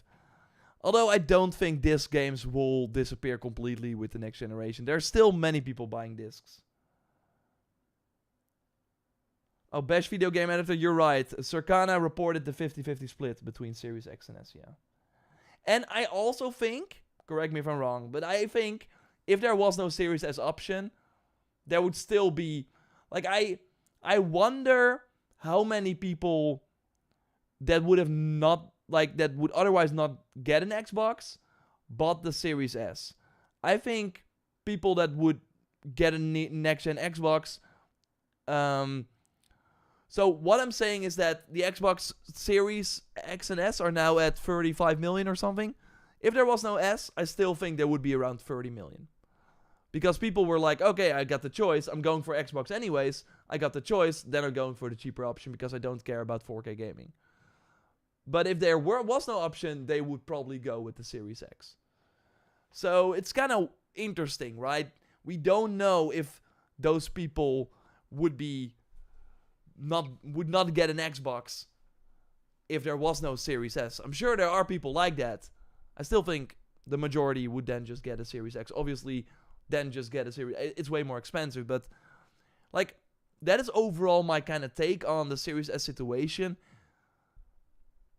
We need, like, especially now, during this generation, we had the Series... we have the PS4 and Xbox One that are still getting games this year. Elden Ring, Night Rain is coming to PS4 and Xbox One. And I think there was another game as well, Dying Light. Dying Light the Beast is coming to PS4 and Xbox One. I really think with the next generation, PS6, Xbox Prime or whatever, we don't need an older, like we don't need a entry-level console anymore because that is just the previous console. the moment we have that entry-level console, you get situations where Xbox Series X owners are basically screwed over. You have, like, I don't know, but I am curious if certain third-party games would look better or be technically more advanced if there was no Series S, but they could not do those things because they were like, oh, but we have to make it work on this console that sold 50 million units. Like, I get it. But that does mean that everyone else on Series X and also on PlayStation is getting a lesser version of a game because these developers had to make decisions to make it work on Series S that they could not do by just lowering the resolution and the frame rate, which they are obviously doing for all those games. So, with them supporting PS4 and Xbox One, and like that's what I hope, that Xbox Prime is gonna be premium, PS6 is gonna be premium, but if you can't afford those systems yet, if you like that, of course, save up, try to get it at one point, but you will still be fine on PS5 and Xbox Series because those consoles will be supported for years and years and years as well. And that should be this. The Xbox One X should have been the Series S, if that makes sense, because then we're not at this situation where, yeah, like I would be pissed if I only had a Series X. Wukong is my favorite game of last year. If I could not play that because of a system that I don't own, that I would be kind of. It's like having, I don't know, but yeah, you get it. Like it's, let's see, I'm thinking about having a Netflix subscription. I mean, you can think of many things, but basically this TV show is not coming to your Netflix subscription that you paid like the highest tier for, because there's also this cheaper Netflix subscription, and they don't want to be on a service with ads. It's very far-fetched, but basically there's this TV show. They're like, we don't want to be on a service with ads. So, but Netflix is like, yo, if you want to be on Netflix, you have to be on this ad-supported tier as well. Otherwise, we cannot we cannot allow you on the service. And they're like, no. And then you are this highest paid guy per month, and then you don't get to watch this TV show either. I know it's completely different because TV shows, it's easier to just get another subscription, even though that kind of sucks. But the entry point is way easier than getting a new console. But yeah, I feel bad for people on Xbox Series. That's basically what I want to say. If Sony did the Series S, it won't get that much hate. I don't know. I would be angry at Sony if I did not get Wukong because they had a PlayStation Lite. The PlayStation 4 is the PlayStation Lite. PS5 is the new one. Ryan with the question of the day. When do you think pre-orders will be for AC Shadows? Yeah. I don't know. I think it's wild that they're not there yet. What happens if Switch starts getting day one third-party support, Bash video game editor? I think that would be great. Like, I hope that it is. Maybe, and this is like one wild thing that we have not even like considered, but what if the Series S is the saving grace, or like it's really nice for the Switch 2. What if the Switch 2 is able to run games like the Series S? It's far-fetched, but they have like upscaling. They're gonna use a lot of AI technology. What if they're able to reach Series S level?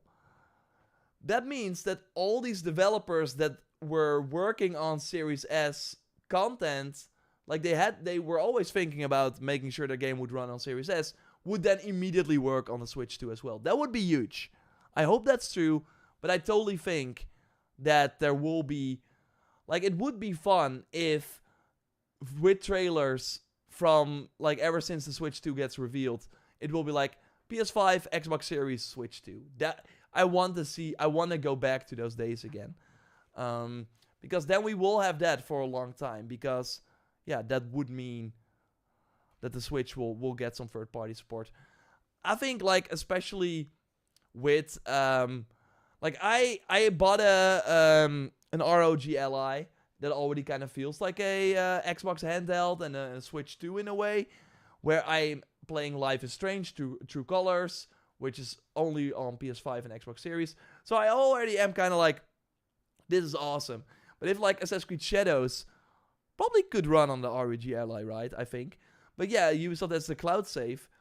If I can like grind some stupid, I don't know what I want to do in that game post-launch on the go, I think that would be awesome. And I would love to do that on the Switch too. That would be great. But I'm on the other hand though, if you then play on PS5 Pro, like the best console version, you got like the 60 FPS, it looks amazing. Then go to 30 FPS on this handheld. That will be tough. That will be tough.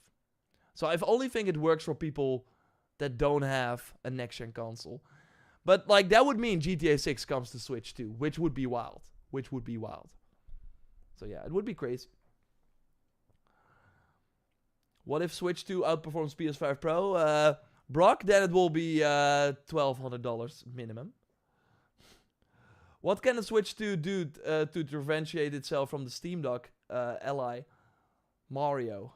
That's all they need. Mario Kart. Just Mario and then put a word next to it. That's what they do. And that's what always worked for them. Like these games sell 30 million easily. Animal Crossing. Like they really, and they've been experimenting with it, but it's wild to me that they don't have like that they don't have like live service games. Because that would like make bank for them.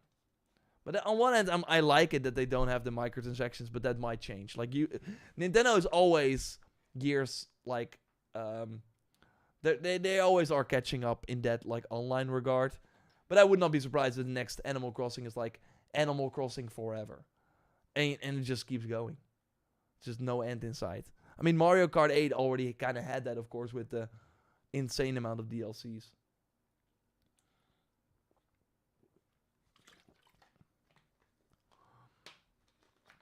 See, Dave was saying, I hope Asian Shadow Prone Stealth gameplay is as fun as it sounds. Last of Us Part 2 was so much fun. Funner with Prone added. Yeah, I agree. Prone is gonna be pretty big. And, yeah, having an exclusive assassination for that and the role with Naue, it's gonna be great. Thanks for your $2 donation there. I'm not gonna butcher your name, but I appreciate you a lot with the super chat there. Any chance of Yote at Sony CES today? I would say 10%. I mean, it will show up at like they will probably have a sort of, and for PlayStation 5, we continue to innovate and bring you the most exciting games that for gamers around the globe. And then you will see like a art in the back with Ghost of Yote, Death Stranding 2, Wolverine, and that might be it. If they want to go the extra mile and be like, and we'll just launch the PlayStation 5 Pro, which is pushing the envelope in terms of quality gaming, and then they show like a Ghost of Yote, like new sort of Etsu, like walking through the rice fields or something. I don't know. That would be awesome. I don't think that will happen. Like, temper your expectations. CES usually doesn't bring anything new. Hey, Master Predator, good to see you. What's up, my dude? I'm doing very well. 2025 has been nice so far. Only the weather in the Netherlands sucks. Rain, cold. It's not great. Not great. Are they remastering Days Gone? Oh yeah, they are. Amond. They are. But there's probably going to be a State of Play at the end of January or early February where we might see it announced.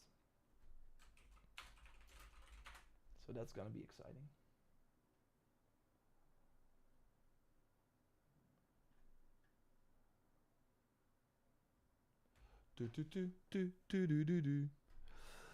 Any predictions for when you think Marvel Wolverine might drop? Nick says, I think it's gonna be 2026.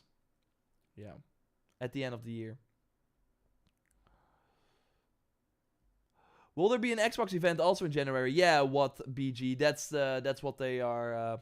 The Xbox event is more like basically I would say 70%. They've been doing these developer directs, of course. They had 2 already. And yeah, they've been doing those.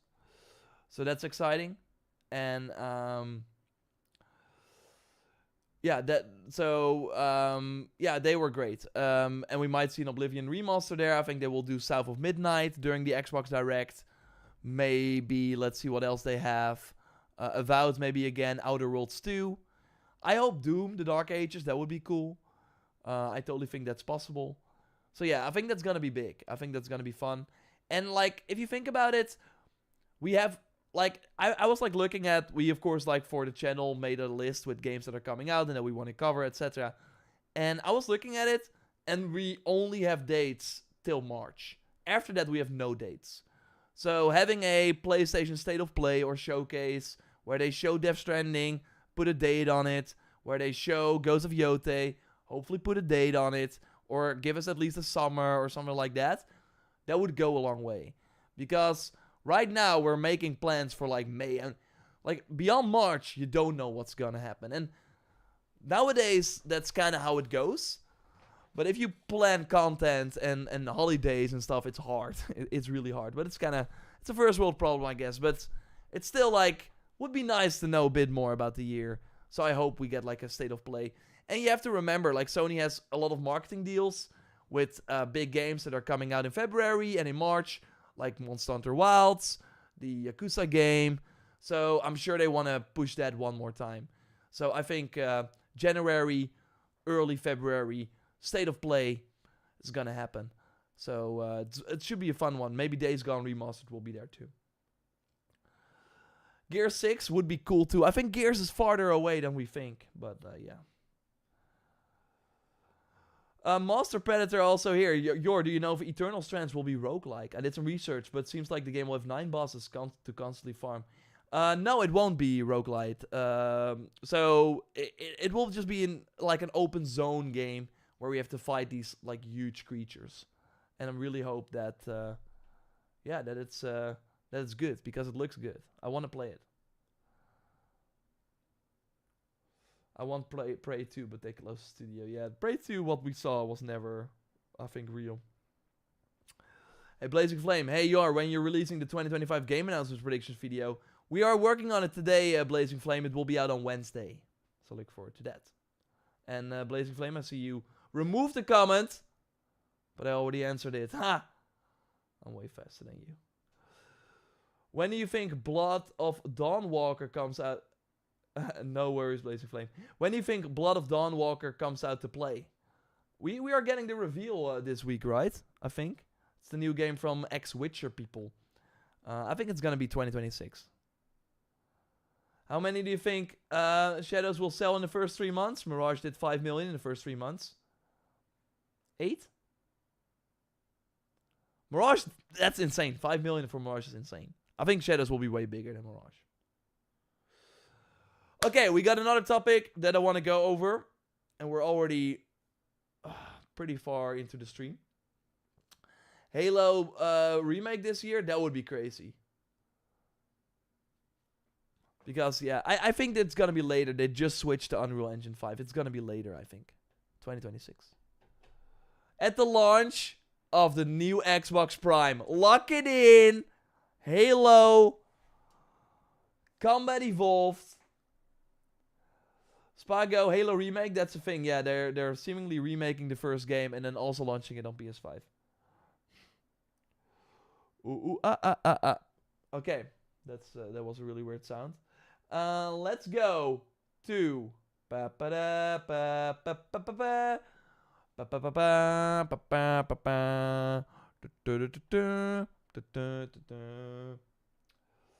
let's go. I mean, that's the rumor, Spago. We don't know if it's happening, but it seems to be. Okay.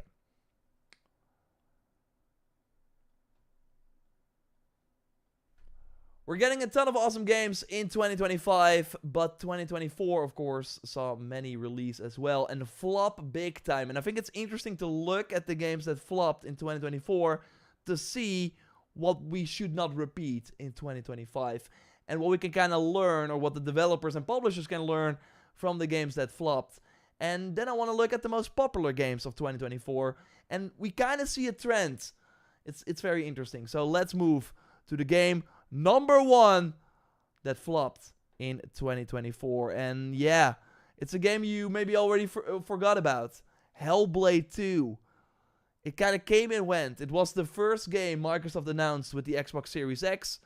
Of course, the first game was huge. But yeah, this is crazy. So it launched in the US. It ranked 37th in the month it came out. 37th. That is insane. That's not good. Obviously, it launched on Game Pass as well. Let's see. In terms of engagement, it ranked on the 21st place. But really, this game was a huge flop. And this should have been Game of the Year contender. The first game was. For the amount of time they spent on it, the budget probably wasn't pretty.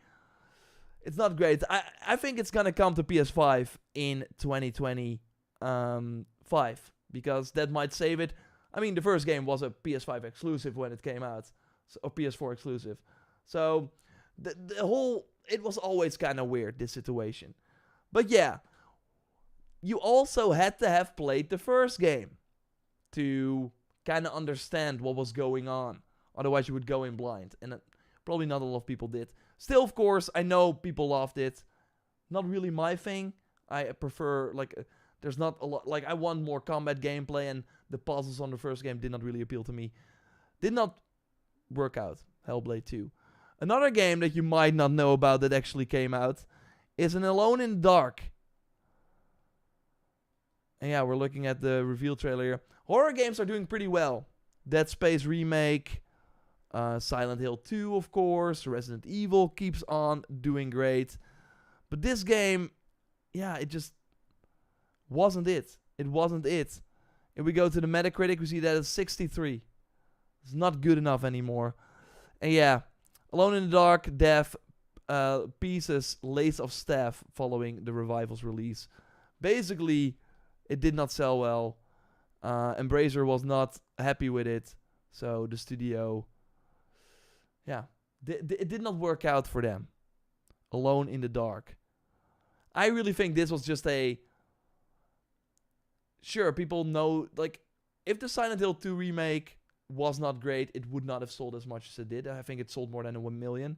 But it was surprisingly good. This had to be on that level. Otherwise, you just can't make it anymore.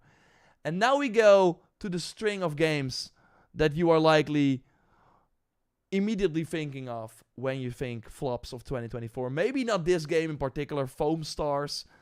Square Enix was like, we can do Splatoon 2, but on PlayStation and Xbox.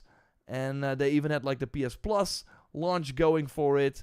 But yeah, it just didn't work out for them. There was no audience for this type of game. And yeah, that just shows you, just like with all the other live service games we saw, it's oversaturated.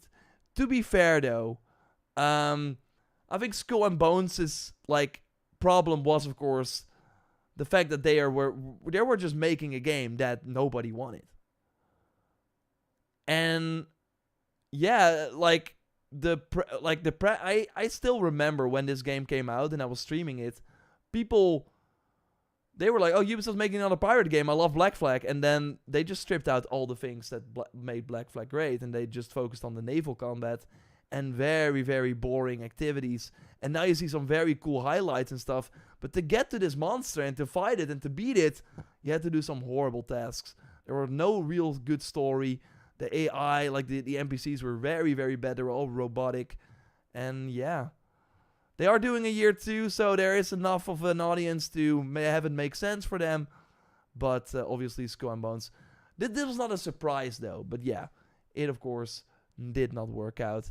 Yeah, I mean, this is the biggest flop, of course, of the year. It only lasted for 12 days. Concord, and another another live service game where nobody wanted this. Like, that's kind of the whole thing that we're now seeing with the amount of like options there are.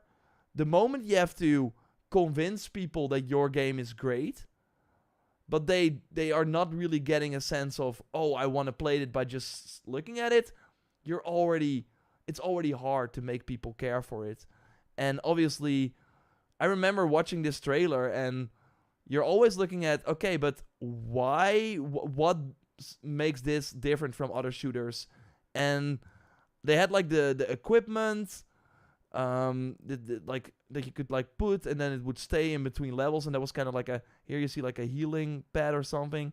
So that was kind of like their unique feature. Of course, later we learned it had like special it was like way too complicated for people to make sense of it. They had an open beta free for everyone, and people still could not care. But it was mostly just look at these characters. It was just not appealing at all. So yeah, not a great, or like not a surprise that this did not work. And then we also learned that it cost them more than 200 million. I mean, Sony spent more than 200 million, but the game probably cost way more because it was first in development under a different company. Another game that we kind of knew from the start, similar to Skull and Bones. Another game that we kind of knew from the start, similar to Skull and Bones, that was not going to work out, was of course Suicide Squad. Now, if you're watching this and have a PS Plus subscription, you can play the game. It's an essential. I don't think we've ever seen a AAA game of a budget like this, because you can look at it and you can be like, what the heck, why this is like not great. But you can't argue the fact that they spent hundreds of millions on this game. So the fact that it comes to PS Plus not even a year after launch tells you a lot. Obviously, they're stopping content. It's not a surprise that this game flopped big time, but it's another where they kind of think we had to do this, and they constantly had to convince people that this is cool, that all these characters have guns instead of just throwing the boomerang like Captain Boomerang should. Where to start with this game, obviously. But I think overall the trend that we're seeing right now with the games that I've talked about here is that the moment, again, you have to convince people to care about it, that's the moment you've already lost. It was with Skull and Bones. Yeah, it's a pirate game. It's, what the heck, it's only naval combat. No, but blah, blah, blah. Concord, yeah, we're a great hero shooter, like very polished, and you look at it, it's like, no. And with Suicide Squad, I still think, again, if you have PS Plus, I think it is worth booting it up, trying the campaign. I had fun with the campaign, as you know from my streams that we did around launch. I think some of the boss fights are pretty cool. I liked some of the banter between the characters. I think the cutscenes are very well done. But yeah, obviously, did not work out. And yeah, we can throw in XDeviant here as well. That's, of course, another game that we kind of saw. It's another, like, where, okay, but what sets it apart? It's like Call of Duty, but with Ubisoft characters. It's not enough. The moment you have to, again, convince people to like your game, to play it, it just doesn't work. A lot of people tried it, though. They gave it a shot. They wanted it to work. But I also talked about it in my bigger video, and you can watch it by clicking on the screen, or I put a link to it in the video description. But what was just with XDeviant, one of the main reasons is that they were catching up the whole time. One of the features they added is, like, that's their big modes. It's a diffuse, like Counter-Strike. Like, why? I can already play this elsewhere. Why would I care about this? They were adding daily rewards. It was, yeah, and obviously it was another free-to-play game in a crowded market, and we've seen many of those in 2024. It's going to be very interesting to see if we will get more of them in 2025. If you told me last year that Star Wars Outlaws would be on the list for games that flopped, I would have told you, I don't believe it. Of course, we saw this, the first gameplay trailer, and looked cool. We were like, okay, this could be awesome. But, yeah, the choices made with this game, again, it's about having to convince people that they should like an open world Star Wars game, while there are so many cool options that they could have gone with. Like, if they made a Mandalorian open world game, I think that would have sold itself. Even if the game wasn't like that great, and Atlas is not bad. It's like a 7.5.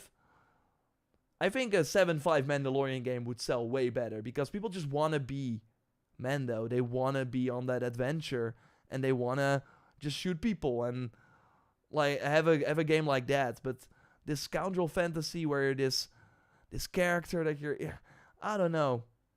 And the world, the amount of like effort they put in this game, and you see it in the design and in the things that like the technical, it's like one of the best looking games, and they have so many things going on. I loved going to a planet for the first time and seeing the environments there, but it was also a story that I already forgot, and it was very playbook.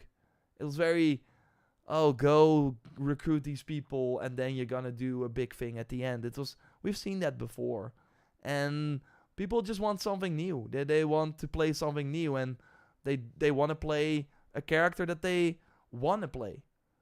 And yeah, this character that only has a blaster that can't even carry other guns around. You have this big open world where you don't even have like rewarding things to find because all you can find are new outfits. And that's if you're lucky. There are not a lot of outfits to find. Space combat was there, but it was more like a checklist. Hey, we have it in the game. There was nothing really exciting going on in space. I love the DLC. If you have the Season Pass, if you bought the Gold Edition and have not played the first DLC, I would say get it. That really shows that this could have worked. But yeah, again, they had to convince people to get into this game. And then we learned that it sold 1 million copies in just 1 month since it launched. That's insanely bad for a game like this. Maybe it already sold 2 million. The Steam launch wasn't successful either. The relaunch they had planned for the end of the year wasn't successful. Again, I think this game will come to Game Pass, PS Plus. People will be like, whoa, this is actually pretty good.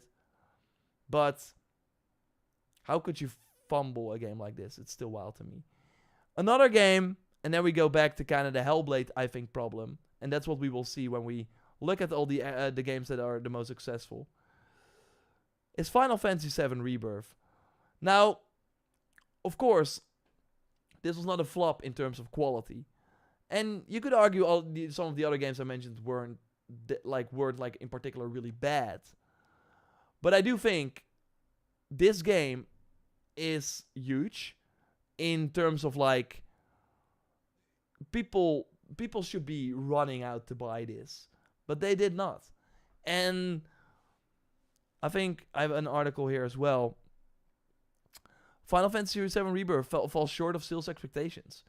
And if you think about it, that's not weird. Because why would you, if you have not finished the remake part 1, get remake part 2? It's like a continuation. You are missing out if you have not played the first game. And already having that barrier to entry, you're launching only on PS5, while the first game came on PS4. So you're already losing some people that have not moved over yet. Then, for people that want to jump in, it's like a hard sell. It's like, okay, so it's the remake of an old Final Fantasy that I did not play. And it's the second part of that remake. You're making things super complicated, of course. And that's why, while this is one of the best games I played last year, it's I think number 2. With, of course, Wukong then number 1. But this should have been a PlayStation 5 system seller. Back in the day, Final Fantasy would have been. But Square Enix is just not able to get new people to care. And the group of people that do care gets smaller and smaller. People that have played it love it. And I get why. It's amazing. But it was a flop. I think it was a flop. It should have been way more. Looking at the production value in this game, the amount of content, the sheer quality, it should have been way more. And yeah, that brings me kind of to this. So, yeah, we've talked about some games, and I think it's interesting to kind of look at those games that just didn't do well in 2024. If I missed any, let me know in the comments, of course. But I think, so we had Hellblade and Final Fantasy VII Rebirth. And one of, I think, the core issues there was, if you did not play the first game, you were already kind of like, not. It's like starting season 2 of a TV show without watching season 1. I know there are crazy people out there that do that, and I'm like, what the heck? Especially because watching a first season of a TV show, easier, costs less time than playing through a whole game, and it's usually on the same, like, I think I would be shocked if there's like a season 2 of a TV show on a streaming service without season 1. I don't think that's possible. Maybe there are, again, comments, chat, but that it's just a, especially in this day and age when there's so much entertainment out there, you don't need any barriers to entry. And if we look at the games here, obviously Dota 2, that's a whole separate thing. We look at Palworld. We look at Wukong. We look at Elden Ring. We look at Helldivers 2, even PUBG, Call of Duty, Apex, Baldur's Gate 3, Space Marine 2, Destiny 2 again, separate.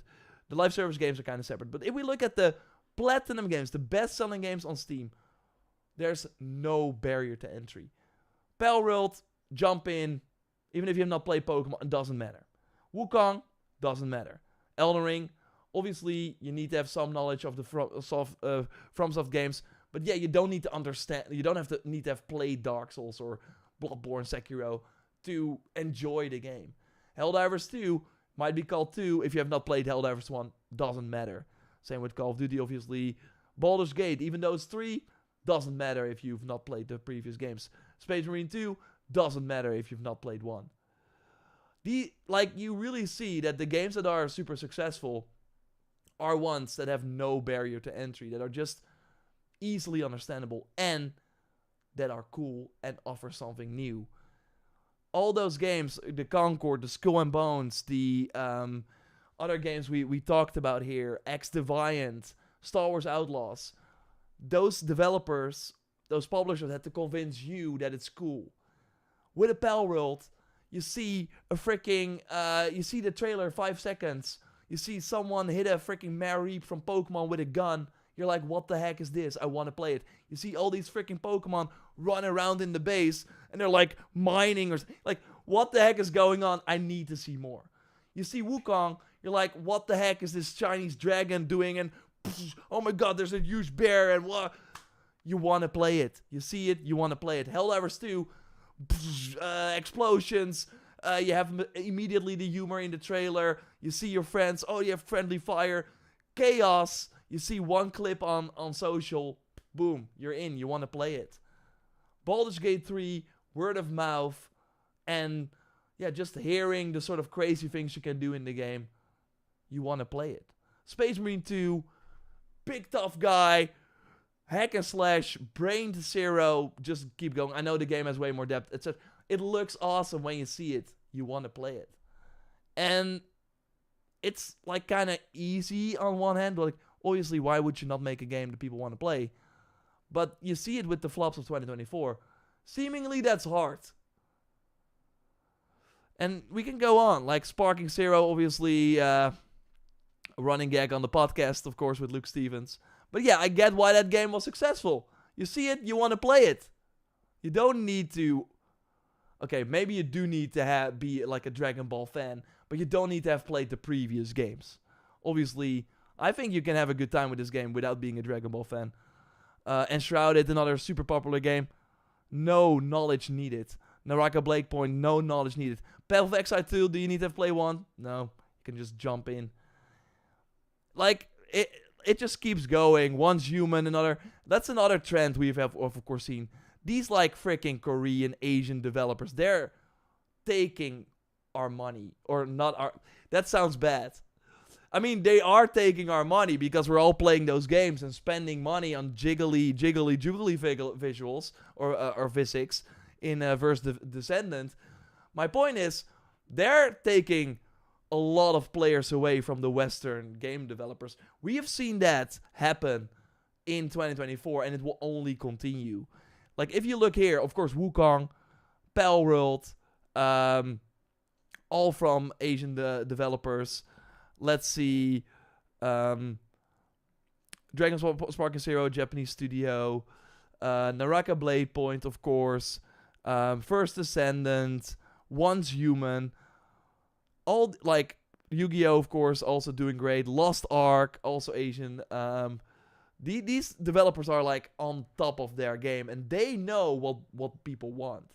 They make cool games that people want to play. And that put gameplay at the forefront. And that's just what some Western developers have lost sight of. Which is kind of wild. It's crazy that Ghost is in the silver tier. This game sold so well on PC. Ghost is huge. It's so wild to see, like, Tekken 8 here. To be like, hey, is it Final Fantasy? No, it's Tekken 8. Of course, GTA 5 chuggling along here. Why not? Stalker 2, did you need to have to play the first game? No. Just jump in, have fun. So yeah, I hope my point is clear. And I thought it was interesting to kind of go over that. And Dragon Age in the bronze, not great. Also, kind of an issue. Like, they had to convince people that it was cool. And you need to kind of have played the like, it's a continuation of Inquisition. Yeah, barrier to entry is too high. And people kind of peace out. Another one thing to end the video with, which interesting, which wild to me. Monster Hunter Wilds, pun intended by the way, is in the list with top selling games for 2024. It's coming out February 2025. Again, that's insane. That's insane. It's the only game that is not out yet. And it's on the list. 3 months before launch. Monster Hunter Wilds is already one of the top selling games of 2024. With pre-orders. It's, by the way, random order. It's not on, like, regular order. But that's insane. This game is going to be insanely huge. We're not ready. But yeah. Hope you enjoyed that. Of course, subscribe to not miss anything. Leave a like. Let me know what you thought in the comments. And goodbye. Wait until you see how much gacha games make every month. I know, it's crazy. That's crazy. Nothing on the hunt. Yo, nothing on the hunt. Hello, hello, hello.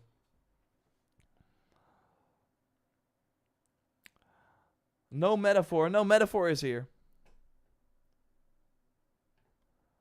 Master Duo goes strong, yeah, for sure. Hey, Assassin.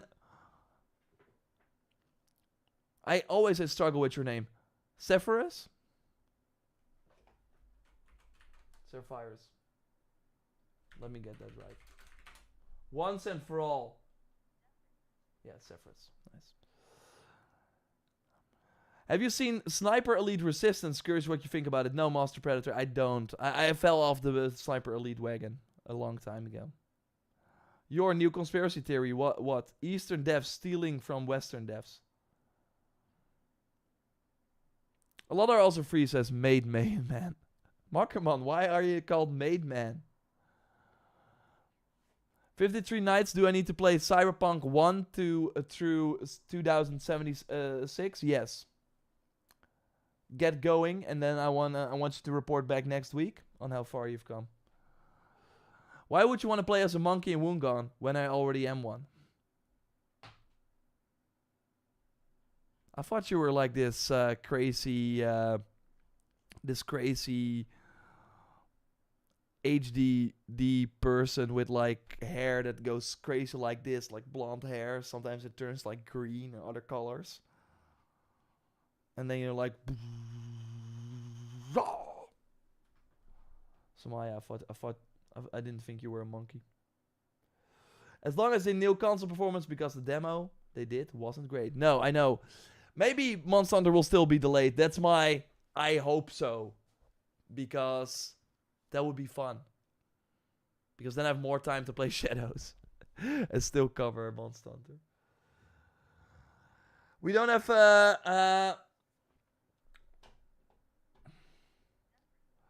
Assassin Severus, we don't have any news on the pre-orders for Shadows yet. But it will likely change soon. I don't know.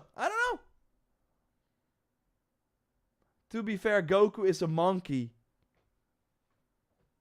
Why am I not surprised? Biggest surprise of the year, of this year prediction. Amond, what do you mean? Do we need more predictions? We already had a lot.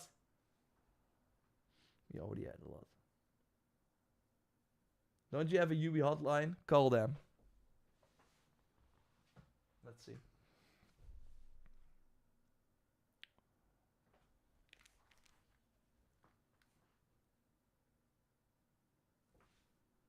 Eve? Yeah, I'm live, so you know. So, I have a lot of questions, like crazy amount of questions. And I'm kind of wondering this myself as well, but why can people not pre-order Shadows right now? Yeah, it says Creed Shadows, yeah. On PlayStation and Xbox, I think it still says wishlist. Which is crazy because it comes out in like 39 days, so.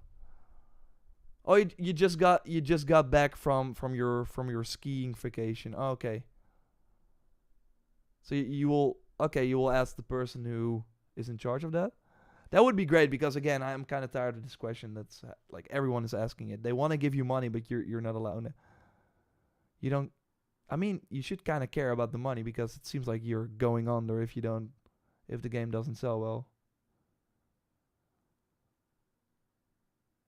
I don't care if your skiing vacation was great. Like that's all good, but are you gonna fix it?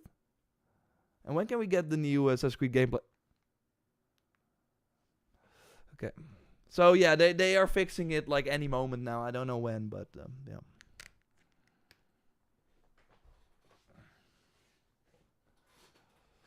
He didn't want to say when the next gameplay was gonna drop. I did ask, as you can see. I did ask. Oh, maybe should I turn off my screen next time? Yeah. I have this like weird phone where you don't really see that I'm actually calling someone. I just never mind. Okay. I think that was the stream. I hope you enjoyed it. And yeah, again, 2025 is here. Best wishes to everyone who joined later because yeah, I've been saying it a lot at the start, but if you are joining later, best wishes to you. Happy New Year. Hope you have an amazing 2025. It's gonna be great, and you are already at the right place. So make sure you follow the React channel for more streams like this every Monday on this time, 2 hours, like 2 hours before this. We will go live, and then we will talk about the biggest gaming news and topics like that. I had a ton of fun. I thought we had some really great discussions, and thanks for the questions, of course, and also the predictions were a lot of fun to do. Then this Wednesday I will be live with Frankie Boy, with the stream on the Assassin Raptor channel. So that will be only about Shadows. I know you want to talk Shadows. I do too. So I'm gonna leave a link to that right now in the chat. So you can already set a reminder for that. We will be talking Shadows for more than an hour live with Frankie Boy. So subscribe there, set a reminder, and you do want to keep an eye out on the channel because there are going to be some cool things, I hope, for Shadows that Eve would not tell me about on the phone. Is the podcast with Luke back this week? Yes, it is. I think. I still need to contact him. Maybe we can rate his stream and ask. I'm gonna just... Is he... maybe he's like... Is he live? Or is he like not... he's not live. He's not... Okay, I think he's still like on the road. Without internet. So, I don't know. I hope so. I hope we will be live. But yeah, keep an eye out on his channel, of course. But yeah, I will at least... I will probably know during the Assassin cast on Wednesday. So yeah, thanks everyone for watching. Thanks Brock, as always, for being the mod. Appreciate you a lot. We have Samaya with the final super chat here, which I appreciate a lot. Your game of the year is Wukong. Goku is the main character of Dragon Ball, is based on Sun Wukong. Now you're obligated to play it on the 1 million special. I did not know this fact. And now Wukong is not my game of the year anymore. What a way to end the stream. Thanks for this information. I guess I'm going to Xbox, where we don't have Wukong. Then I can continue with my life. Before you go, do you think you will get an AC Unity 60 FPS update this year? That would be great. I think they will do it. Hell yeah, let's go, boys. Luke, and you're like the Power Rangers of gaming. I hope that's a good thing, man. Luke partying on his private island. Yeah, that must be the reason why. Did they already did they tweet something? Assassin's Creed? No, they've been quiet. They're quiet. Okay. Thanks everyone for watching. I had a really great time. Again, we'll be back every Monday, and of course we have many content videos planned for the week. So keep it locked on all the channels. I know there are 3 channels. It's enough. It's a lot. But if you just hit the bell notification, it's easy. Easy to follow. Have a great rest of your day. If you're from the Americans or where it's still morning, then I hope you have a amazing rest of the day. If you're like me from Europe, UK, and it's evening, then have a lovely evening where you hopefully get to play some games. I'm going to play some games, but I cannot say which game I'm going to play.